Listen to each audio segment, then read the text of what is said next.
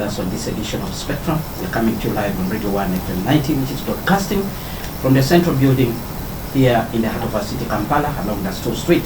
But we're also live on our website, which is www.radio1fm90.com. On that website, there's an icon with the word Listen Live. You click on it, you'll be able to listen to us. We're also live on DSTV. Our audio channel there is 897. But we're also live on the other online options, which is the radio listening apps, which can be obtained from the Google stores of your smartphone. My name is Kenneth Buganda, and today we'll be looking at emerging issues around land governance and ownership in Uganda. Now, recently, government issued a new set of guidelines and legal guidance that talks about acquisition of land titles by adverse possession, how to handle land evictions, processing special titles, and the role of district land boards and other authorities such as local council leaders on land issues, including evictions. Shil Chizito Juma, Deputy Chief Executive Officer at the Buganda Land Board. Good evening and thank you very much for joining us, sir. Thank you very much, Kenneth. Soon to join us on the line will be Mr. John Mwebe Kalibala. He's a human rights activist specializing in development finance, land and natural resources. When he joins us, I'll ask him actually to speak to you. Let me begin with you, Mr. Chizito, here in the studio. You saw the guidance which was issued by the Attorney General, which is titled Adverse Possession or Acquisition of Land Titles by Adverse Possession.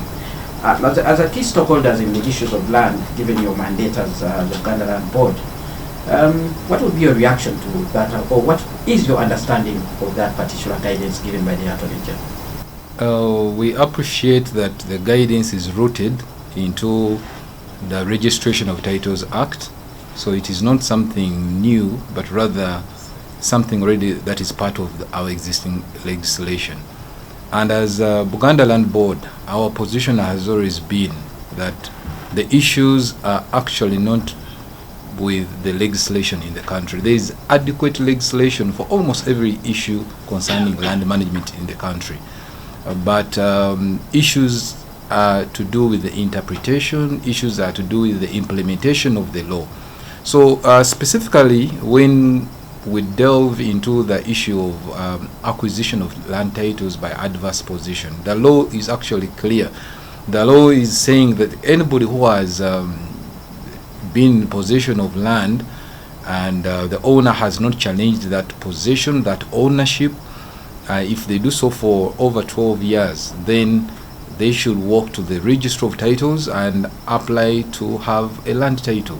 Now that's quite different from the interpretation of the bona fide occupant who should have been on the land by 1983, and even then those qualify just as Vivanja occupants. But this category is quite different. It qualifies a person to be a registered owner of land. It's quite controversial, certainly. I believe it's questionable. I mean, in terms of the rights of the previous owner, who could have been absent for so many reasons. But again, the Land Attorney General related that the clause of the section in the Registration Titles Act related it with the similar law on limitation. We already have a law on limitation that estoppels a person from taking legal action to repossess land if it's after 12 years from the date when they should have taken action. So the two are in sync, and the two are already in our existing law. So if the law as it is can be interpreted in so many ways. The question is, why are we drumming up this information that is likely to cause injustice to so many people? The law has been present. The registrars of titles have been reluctant to implement it, quite obviously because government has not exhausted the means of trying to find these absent landlords. Government has not tried to exhaust the means of trying to look out for the landlords who have done nothing to these people who are occupying their land. So when you look at all those circumstances, you wonder why the law is coming up to free people to acquire land titles against the other registered proprietors. So that is the interpretation. The law has been in place, but the question is, why are we trying to implement it now? Have we quite clearly involved every stakeholder as we try to drum up this directive? Right. When you say the law has been in place, my understanding has been that if somebody is on your land for 12 years, they become bona fide occupants, and therefore you cannot evict them without compensation. Isn't that what the law says currently? The law qualifies lawful occupants on land, those two categories, either bona fide or lawful, to having occupied your land for 12 years, but from 1983. So the law pushes it to 12 years backwards from the date when we promulgated our constitution. So that is 1983. But even then, that just defines a person as a Chimanja person. Now, the law on adverse possession is quite different. It's not even talking about taking a person to a status of a lawful or bona fide occupant. Rather, it makes a person a registered proprietor of land, not just a Chimanja occupant. All right. Now, let's look at this situation where there's an expansive piece of land which is occupied by some people. The law envisages that these people who are occupying the land, the tenants, must be paying usuru, and they do not see anyone whom they should pay, but they are on this land, they have made developments. And I think what government is trying to do is to say these people should actually outrightly own the land, because the owner, who should actually be even compensated through the land fund or other mechanisms, is nowhere to be seen. Why do you think that government has not exhausted the processes through which this can be addressed? Well, such an occupant has two ways they could solve their situation. To begin with, even if the landlord is absent, the law requires them to pay ground rent through a magistrate court. So they have no evidence that they've done so. Okay? So much as the landlord has not come forward to lay claim on the land or to lay claim on the collection of ground rent, the thing is, even the Bibanja person, the occupant, has not equally met their obligation. They haven't paid the ground rent to the magistrate court. So why then do we want to qualify such persons? Remember, there is already a very controversial matter of legitimizing something landlords call illegal, because the very definition of bona fide comes from the fact that somebody took possession of your land by 1983 and nobody said no to them. But we all know what happened between 1981 and 1986. The country was ravaged with war. People had run away from their land. So is it really rational that somebody took possession of your land in 1983 and in 1985 they are qualified to be bona fide occupants? That was already controversial, as it were. Now, to have a second category of people almost similar in definition or in scope, but this time not rooted back as far as 1983, but rather any definition of 12 years, and that could have been from 1990, that could have been from 2000, for as long as they have occupied your land and they have adversely affected your ownership. They have been in such possession that it has turned out to be like they are the owners, then they should qualify to be landlords. That, personally, I feel it infringes on the right to property for the other person. Right. As I already mentioned, government did come up with a land fund as a means of actually paying off absentee landlords in order to protect the rights of the tenants, or to ensure that the landless at least have a place to call home. In this case, you say that someone can pay the ground rent through the magistrates. What if government wants to do an outright purchase and the landlord is nowhere to be seen? Certainly, we appreciate the very objective of the creation of the land fund. The land fund was supposed to sort that dual ownership of land that currently exists between the lawful occupant, the legal occupants on the land, and the registered proprietors. It's a welcome venture because then there is no injustice. The occupants are offered an opportunity to own land in perpetuity without any other competing interest, just in the same way as the landlord is paid. Now, even if they're absent, government can put such money on an escrow account and for them to claim it as and when they appear. That shouldn't really be a problem, and we appreciate if the land fund would evolve across the country, and so that they would pay every other landlord who is in such a position. It is a very welcome thing. I think it would sort many things, but we know it is limited by funds, and for that reason it has not rolled out across the country.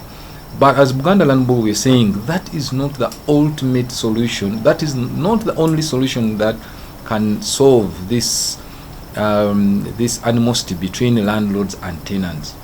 We've come up with a very good solution that recognizes the fights that are between these two parties. We would want to understand, why do we have even this animosity? Clearly the landlords feel that by definition the government legalized this people's occupancy. Clearly people feel that the ground rent that is collected or that is levied is, you know, as we know, it is nominal, so it is not economic, it doesn't make sense to them. And Buganda Land Board has a solution that sorts that in the same way as it emancipates and strengthens the rights of Chibanja people. And yet this solution by Buganda Land Board is still envisaged. It is still enshrined in the same sections of the Land Act, the same section, the same provisions of the land policy, as well as the Constitution. We are simply saying, why can't we give chance to landlords to offer leases? Why can't we tell the public? Why can't we tell landlords that, you know what, actually you have even a choice of offering leases to these people, as opposed to just having one solution of people paying nominal ground rent. All right, let's go on the line and hear from Mr. John Mwebe, who joins us from wherever he is. Good evening, John Mwebe. Welcome to Spectrum. Well, thank you. Thank you very much for joining us. Right, in studio, I have Mr. Bashir Chizito Juma, who is the Deputy Chief Executive Officer at Buganda Land Board. And our discussion is around emerging issues around land governance and ownership in Uganda. We began by looking at acquisition of land titles by adverse possession, which is a guidance that has been given to the Minister of Lands by the Attorney General.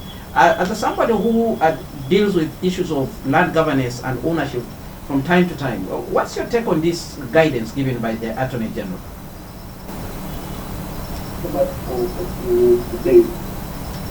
Well, the guidance that... Can I go on, please? Please go right on, we can hear you. Okay, thank you. The guidance that has been provided by the Attorney General is to the effect that legally adverse possession form, that someone who's been on the land can adversely possess that land and be able to acquire title, full title for that land. In the definitions of the law. In this country, there has been a lot of tinkering around the relations between landlords and tenants. And so if you even look at the amendments that were done in 2020, amendments to the section 33, 34, then amendments to section 59 and 92, all these amendments were to... there seems to be mischief behind the kind of laws that are being put in place. First of all, do you understand the mischief, and do you think the proposal that you're giving, including landlords offering leases, can provide somebody that ownership that is required for somebody to use that land for commercial purposes, construction, that ownership that even allows you to use that land for other transactions, including like maybe getting a loan or something with that land? Thank you, Kenneth. I appreciate Mr. Mwebe in recognizing the fact that the big deal here is the social bond that has broken between the registered proprietors and the tenants. So in examining the solutions, that is where the mischief is. The solutions provided by the land policy, the solutions provided by the Land Act are actually just four that should guide this relationship. Either the landlord and tenant can agree to subdivide the land and such that the tenant can have their rights recognized as registered proprietors, just as the landlord is, or they can agree the one of them purchases the other's rights, complete outright purchase, or that the tenant pays nominal busulu, and finally the leasehold. Now, the issue is certainly when you talk about nominal ground rent, the landlords feel that they're cheated. You would feel, and you get this sense of feeling that the tenants feel the outright victors, because they're in occupation of the land, and all they have to do is they have perpetual ownership anyway, just as the landlord does. So you kind of feel that this particular option is untenable because of that friction. All right. You as a landlord, Buganda Land Board, what would be your proposal on the ground rent, which you keep on saying is nominal? What do you think is appropriate? Certainly, it would be very wrong to have one size fits all. I think ground rent would be determined based on various circumstances. It will be circumstantial. You would want to look at what this person is using the land for.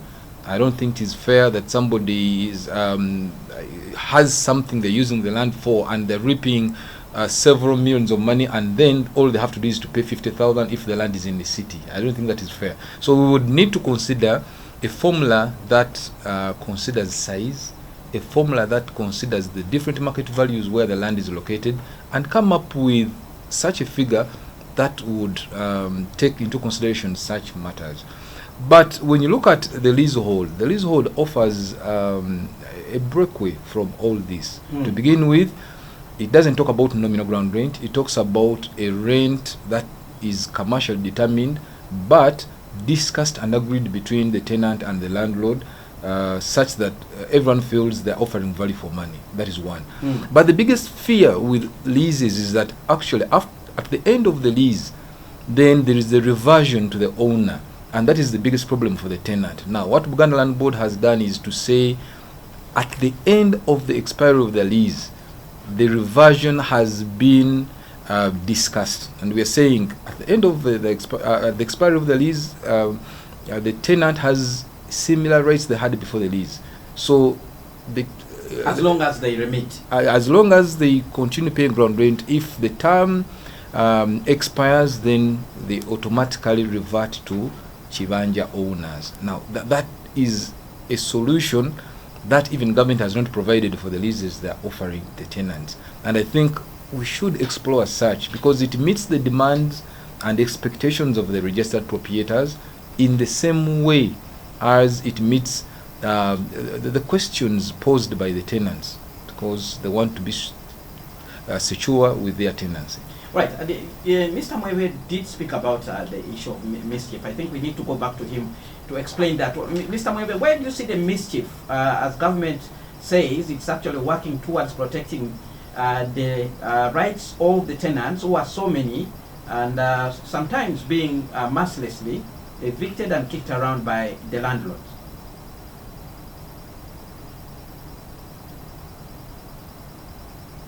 Very briefly to this discussion, and it has moved us up to 2010 when the amendment letter. And the amendment letter, especially in light of the relation between tenants and landlords, and they were done to regulate the high-handedness, the state and take care of the land. These were people who were not owned, so we let it, but they were left to take care of the land. And still then take that position, be able to even now acquire title over such land. Part of the readings that I see are to the effect that even such people are going to claim, okay? Because then the legal definition of them not having they are very bad that that these people at this point can be able to make the case. I'm seeing writing to that effect. I'm seeing writing, but I'm also seeing the fact that we are seeing very many players who have their issues around their tenancy in down, their tenancy is tied down, but these people can always transact to those people that feel they have the power, and then they'll move on to be able to now claim title over land that they insist that the landowners are up to. In the study that was done a couple of years back, Uganda, this is in light of legal guidance given to the Ministry of Lands, Housing and Urban Development by the Attorney General as far as acquisition of land titles by adverse possession is concerned, whereby a landlord whereby a tenant who stays on a piece of land for 12 years and has apparently not been able to get in touch with the landlord can easily walk into a land office and actually apply for a title. Now, some stakeholders are actually saying this is a recipe for disaster and may actually increase the conflict between the landlord and the tenant. But we're also going to look at some of the new guidelines that have been issued as far as land evictions are concerned. The Ministry of Lands, Housing and Urban Development did issue those guidelines towards the end of last week. I'm speaking to Mr. Bashir Kizito Juma, Deputy Chief Executive Officer at the Buganda Land Board, and Mr. John Mwebe Kalibala, human rights activist specializing in development, finance, land and natural resources, who joins us on the line. Well, Mr. Kizito, let's carry on with this discussion, and what I want to know, Mr. Mwebe talks about mischief. You also talk about how this is likely to create conflict between the landlords and the tenants, but the government seems to suggest that there are so many absentee landlords in this country, and most likely they are not utilizing the land. They are tenants of these pieces of land. Are you able to tell like how many absentee landlords we have in Buganda, for instance, or are you actually one of the absentee landlords in some places? Fortunately for Buganda, everybody is aware of who the Kabaka of Buganda is, and everybody is aware that the Kabaka has an agency who is Buganda Land Board, and therefore we can't certainly qualify to be one of the absentee landlords. And two, we are open to collection of ground rent. We actually move around and positioned ourselves to collect ground rent. So we are by far one of the best implementers of the law.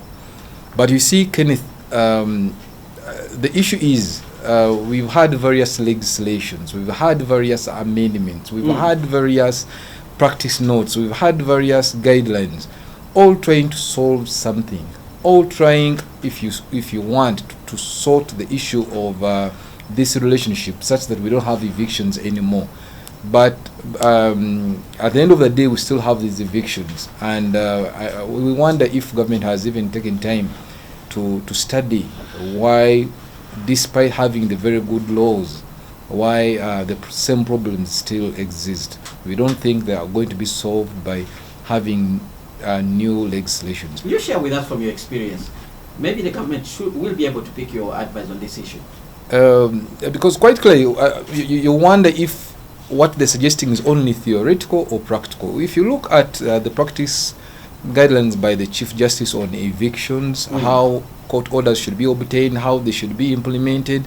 If you look at the what the guidelines read by our Honorable Nabako, Minister of Lands, last week, all trying to say that before an application for a lease is entertained, there should be inspections. If before registration of land for the first time, there should be inspections by the district surveyor, by the land committee, land area committees. Beautiful suggestions. The question is, are they even implementable? If you ask, if you know that the district only has one district staff surveyor, is it practical that they will inspect 100 parcels every month? Is it practical? Do they even have the resources to do that job? If you look at the land area committees, do they have even any remuneration for that task? So the question is, yes, beautiful things, but is government ready to walk the talk? Is it even facilitating to see that these things are happening? I hardly think so. But Buganda in 2018, when we're giving our views to the Honorable Bamgemeire, Honorable Justice Bamgemeire during the inquiry, we came up with quite a number of things we thought are key, and if government was serious and looked at them, then probably would have half the problem solved. We looked at institutional weaknesses, citing things like delays, things like failure to investigate and prosecute by institutions such as the Ministry of Lands, institutions such as the Uganda Police, the District Land Boards, the DPP, the judiciary. Quite often we have cases that lag in court for over 20 years, over 15 years. Now, when justice is delayed, you know that there is no justice being served. We looked at the corruption in institutions. We looked at the lack of awareness of the Land Act. Government is not taking serious effort to sensitize the people, even just about the Act, because we believe that the Act is good enough, but how many people even know the provisions of the law in the Act? So we looked at things like the non-coordination between the various the government departments and ministries that work around land management. Quite often they work without any coordination. You hear some institution saying something else, another institution doing something else. Then the multiple layers of authority. Today, you're not too sure who has even orders on anything. We have the ministry, we have the judiciary, then we have the police, but above that, then we have the various offices in the ministry of in the office of the president. President District Commissioner. Then the RDCs. So you're wondering why all these layers? They all point to one thing. Probably something's not being sorted. So is the solution creating more layers? Certainly not. Is the solution creating more laws? Certainly not. So we better, as a country, sit down to look at what other practical ways can be used.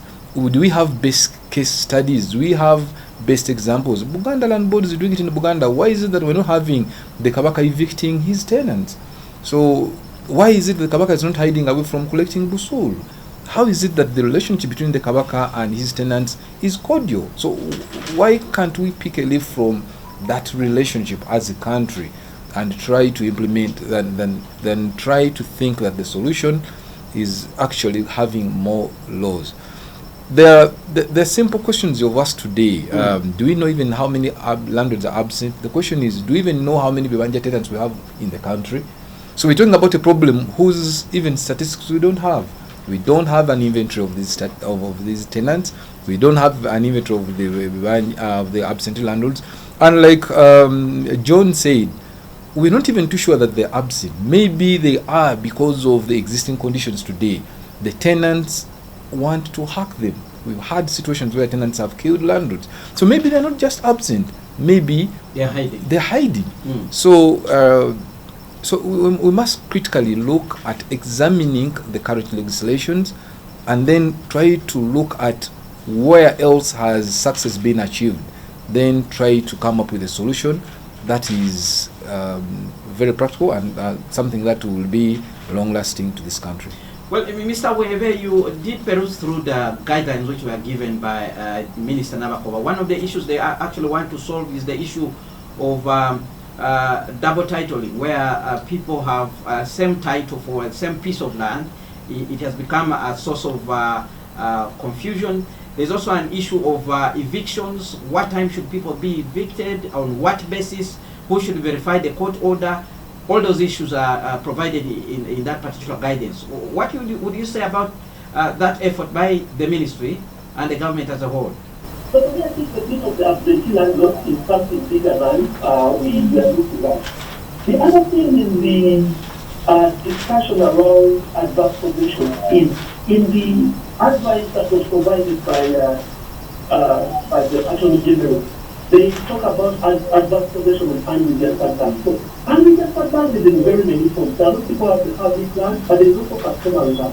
Now, if we talk about adverse possession on unregistered land and you mean customary land, then there is also an issue on that particular provision. Because then the people are put on customary land and also on communal land within the statement of customary land how they are going to fit with this particular provision.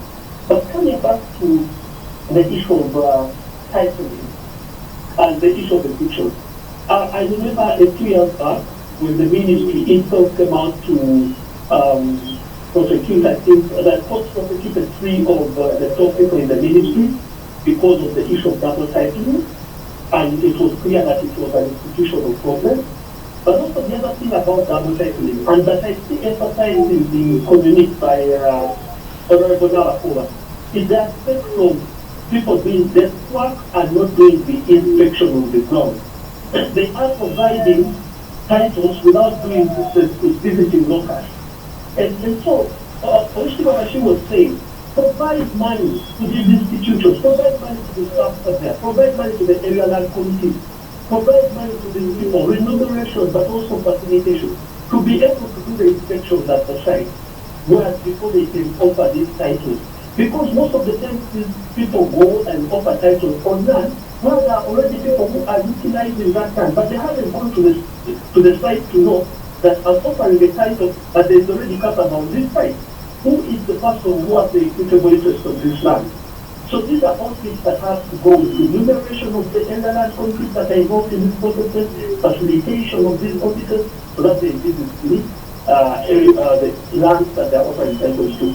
For evictions, I've talked about it severally, it's an institutional issue. Because the last time there was a directive, the directive was to the effect that if you have a court order and you're to evict someone, then you have to take it to the land protection unit in Zambia. Land protection sends it to the regional police commander sends it to the district police commander, to the OC visits the site and ensure whether to do the eviction or not. So if someone has gone through the region of having a court order, but then it subjects them to another process, then they would rather not change the court order and just go on and evict and deal with the court process later. So it's defeated by the institutional status and all the institutions that we put. All right, we're moving towards the end of this discussion, but let's try to look at the reason why land issues are actually becoming contentious in our country. Some people will tell you it's because when you look at the nature of our economy, it's one of the most critical things that people actually think about as a factor of production. How are other countries actually handling this? How come we don't hear about so many conflicts when it comes to other places? Is it because in those countries the government has the right over land, as opposed to here in Uganda where land is not entrusted in the hands of the government? What could be the problem? Is it the issue of our land tenure systems? What's the overall problem? Is it a historical challenge that came with how our country was actually shaped into what we are today? There are some people actually say that so many parts of this country got favors as the country was actually getting independence. Mr. Kizito. It is very difficult to get one simple answer that tells the story why we have problems on our land in the country. But it is equally erroneous to think that we don't have land problems elsewhere. We actually have problems on land in so many countries. You've heard about Zimbabwe, you had South Africa, where whites are threatened by the indigenous people trying to lay claim on the land. So that is not Uganda. The problems to do with land are quite vast, and they are not just restricted to our country. But yes, some of the points you've raised point to where the problem is. Yes, quite clearly, there could be issues to do with our economy being an agrarian economy. We are based on using land as a factor of production. So clearly, the competition, the various uses on land compete for it, and that cannot just be good news to everyone. Then, of course, the growing population, we're growing at, I think now more than 3.2% per year. So that says a lot, that obviously more people are going to compete for land, and land is not going to increase. So certainly you will have more people competing for a resource that is not expanding. Several reasons, but clearly the solution lies with a better management, because we have never had in society where the resources are enough to cater for all our wants. So it is a matter of addressing how we manage this resource called land. Government has to be real to all its suggestions. You've gone through the detail of what the minister read, and when you try to see how practical it is, clearly you know it is not. They want to certify letters of administration. The question is, who is going to pay? Government hasn't answered that. So eventually corruption comes in to offer answers to how the certification is going to be done. Who is going to certify the court order? Who is paying for that? Again, government is quiet. So it has left gaps for people to be corrupt and then take advantage of that. The inspections John has said, and I raised earlier, all the things are happening, but there is no clarity on who is going to do or how the facilitation is going to come by to help this process. So we need to be sincere as we come up with these guidelines. Government has to be sincere and say what we want to hear. The suggestions, how practical can they be? Government is not ready to increase on resources to facilitate these things, but is hoodwinking the public to imagine that it's coming up with solutions, and yet these solutions are not even practical. Right. The same people who it tries to protect are going to remain the same victims because government has not offered a full package to these solutions. All right, we have some comments actually coming in from the listener. I'll begin with a comment from Benon Fredkin. Says there's a lot of mystery shrouded in land that the powerful always tell those who can't afford legal fees to go to court.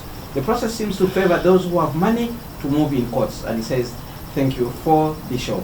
Well, we have another comment coming in from Chris Kasaija, who writes and says, your guest in studio is so precise and has well articulated the problems, but also hinted on practical solutions. Most of these problems are problems and contradictions fix the unserious government and most of the habitual land grabbers. At the district level, the RDCs are the biggest problem, mostly either conniving with the land grabbers or unrealistic ghost squatters. That's a comment from Chris Kasaija there. We have another comment coming in from Biekwaso Martin, who says, I believe government has capacity to trace the landowners or ownership background of any land in case of land conflicts. There are always elders who can offer a clue. The issue of absentee landlord is a cover-up of grabbing people's land. And in case landlords are absent, government can take custody until the true owners do appear. That's a comment from Biekwaso there, who is listening to us. Well, some of those comments that are coming in, Mr. Chizito, if you can respond to any, and then we hear from Mr. Mwebe. Thank you, Chris Kasaija. I think he's spot on. Cartels have been created involving members of the security teams and the judiciary. Now it's almost impossible to fight anybody grabbing your land, whether it is titled or not. Forget about us thinking about the problems existing between registered land and not. Now it doesn't matter. The cartels have been created involving the whole security team, right from whatever level you want to mention to the judiciary. So they're interested in your land quite clearly. If you are lucky to save your life, then you most certainly lose your land. So that is how bad it is. But even when you look at the law, it envisaged problems to do with the land, and the Land Act suggested the tribunals, which are not even no longer practically existing. We've resorted to the courts, and we know courts are not everybody's go area. They are expensive, they're slow, they have too much cases. I mean, they need to be accessed by lawyers. So it is very expensive for the ordinary person. So in a nutshell, yes, I agree with Chris. The cartels are having a field day in as far as grabbing land and causing all injustices on land management. All right, Mr. Mwebe, if you can come in very quickly in a few seconds, what would be your response to these issues that have been put across by the listener, but also you can give us your parting shot as we come to the end of this show on how we can better governance and ownership of land in our country. Yes, the comments that are coming from the people listening in. One, when we talk about absentee landlords, people always imagine a Uganda who uses the child. That is one. But also there is a new way of primitive accumulation. These people have broke this country dry and they've invested in land, or invested or they are laundering money and making it clean through land. And these people are buying land that they don't even know where it is. They are just purchasing land. So there's going to be a whole new set of updated landlords because we have that kind of people. But also, we also know that if you cannot trace a landlord on the board, you can always go and check the registry through the land registry, and you know who owns that particular land at a given time and the subsequent transactions that have happened with that land. But in every way, the government is committed to see that they're able to be able to get the updated landlord. My parting short, as civil society, we have labored to tell government that we need part of the money that is part of the revenue that you earn from land transactions. We need it to facilitating institutions. Part of the communities that Honorable Nalakoa raised speaks to inspections, institutions. Yes. If we want to even have the link space in the institution fund, we need part of this money instead of doing all of it to the consolidated fund. Facilitate NLR committees, facilitate the surveyors, the registrars, let them go to look, let them be able to look at what is happening. And by doing that, that is going to be part of solving this particular issue. Thank you so much for listening in, and thank you for the opportunity to speak. All right, all right, I'll come to you, Mr. Kizito, for your closing remarks as we come to the end of this show. I think it is necessary as a country to have a paradigm shift from land ownership to land use. When you look at a country like Kenya, they already have formulas, for instance, where if somebody is interested in developing your land and they don't own the land, then the landlord, someone will come and develop your land, and the formula is known. You'll get 20% of whatever development they have put on your land.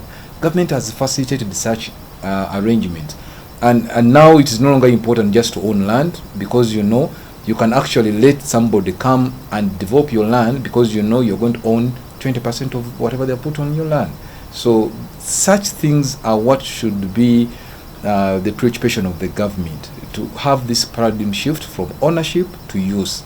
And I think that will solve the problems we have in the country. And now is Buganda Land Board managing land issues as we speak now? We are enjoying such a very cordial relationship with our tenants. We are offering tailor-made solutions. I've just mentioned earlier that our lease is exceptional in the whole country and the whole world because the reversionary interest has been negotiated.